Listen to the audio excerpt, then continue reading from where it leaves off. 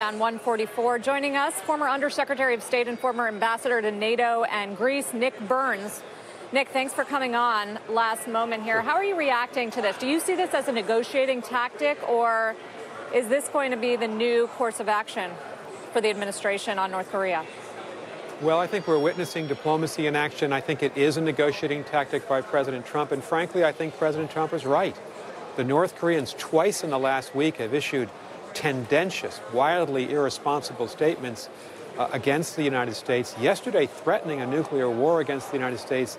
These are not the actions of a sincere, consistent leader in Kim Jong-un. And President Trump has shown a willingness to go to Singapore to meet him one-on-one, but we haven't seen that kind of consistent response back. And I think in the letter today, President Trump said he's still willing to meet, but not in an atmosphere where the North Koreans are making these kinds of threats. So I think it's probably the right move by the United States to push the North Koreans back a bit, let them know about the minimal conditions that need to take place for a summit of this nature. South Korean won is tanking. This is a 1-2 punch today with those threatened tariffs on auto imports.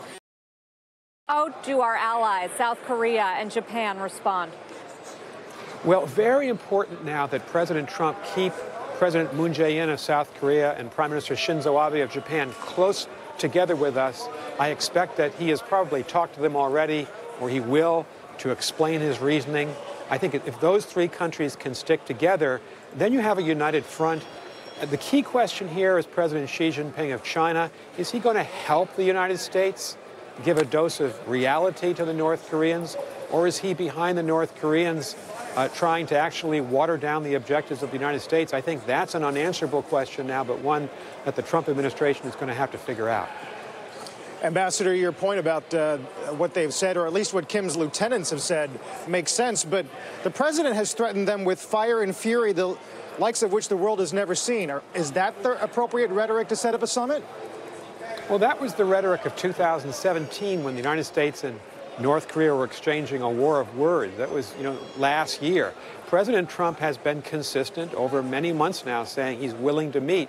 You have not seen that kind of rhetoric from President Trump over the last 3 months. We've now suddenly seen it from North Korea when the United States says that the purpose of this summit was to begin the dismantlement of North Korea's nuclear program. And President Trump has actually been, I think, trying to stretch the margins of what the United States can do in the last week. So I think North Korea has made a miscalculation here. Often we'll see in diplomacy that countries need to engage in this kind of rhetorical fisticuffs before they can actually get to a summit meeting. So maybe a summit meeting is in the offing several months from now.